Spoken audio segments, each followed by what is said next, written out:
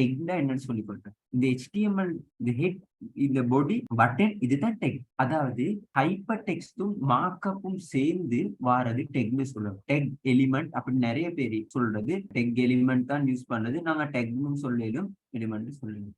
டெக்னா என்னது? மார்க்அப்பும் ஹைப்பர் டெக்ஸ்டும் சேர்ந்து வாரது தான் டெக். இப்ப நான் இன்னொரு டெக் போட போறேன். அந்த டெக் வந்து கொஞ்சம் டிஃப்ரெண்டா இருக்கும். பட்டனுக்கு மேல போடுறேன். ஓகே, அந்த டெக்கு போது இன்னொரு டெக் போட்டுக்கலாம். அந்த டெக்கு போது இந்த டெக் பேர் வந்து ஸ்பேன். இப்ப பாருங்க, இந்த ஸ்பேன் டெக்குக்கு நான் அடிக்கிறேன் ஃபர்ஸ்ட் நேம். ஃபர்ஸ்ட் நேம் அடிச்சு நான் ரீஃப்ரெஷ் பண்ணி காட்டினேன். ஃபர்ஸ்ட் நேம் வந்து நீங்க பாத்திருப்பீங்க. உங்களுக்கு ஒரு ஒன்று அடிக்க தந்துட்டு அதுக்கு மேல நீங்க என்ன அடிக்கணும்னு உங்களுக்கு போட்டிருப்பேன். இங்க பாருங்க, இது வந்து டராஸ்டர். இங்க இந்த ஃபீல்ட்ல நான் என்ன அடிக்கணும்னு இங்க காட்டிக்கிறேன். போன் நம்பர் இது ஸ்பேன், இந்த வெரிஃபிகேஷன் கோட், இந்த பாஸ்வேர்ட், இந்த பர்த்டே இது ஸ்பேன். அதுக்கு ஸ்பேன் சொல்லலாம். அங்க அந்த இடத்துல லேபிளும் யூஸ் பண்ணலாம். பேராகிராஃப்னா என்ன?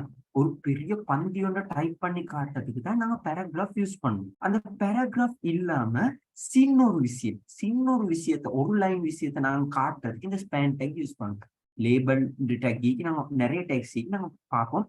இப்ப நான் இந்த ஸ்பேன் டேக் யூஸ் பண்ணேன். இந்த ஸ்பேன் டேக்ல நான் ஃபர்ஸ்ட் நேம் கொடுத்துட்டு நான் ரீஃப்ரெஷ் பண்ணி காட்டினா உங்களுக்கு இங்க ஃபர்ஸ்ட் நேம் காட்டிச்சு. இப்ப நான் டெக் போடுவேன். அது டிஃப்ரெண்ட் டேக். இந்த டெக் என்ன? Input tech. இந்த இன்புட் டெக் நான் போட்டு காட்டினேன்னா இங்க பாருங்க, இது உங்களுக்கு டைப் பண்ணி, அதாவது ஃபர்ஸ்ட் நேம் அந்த இடத்துல டைப் பண்ணணும்.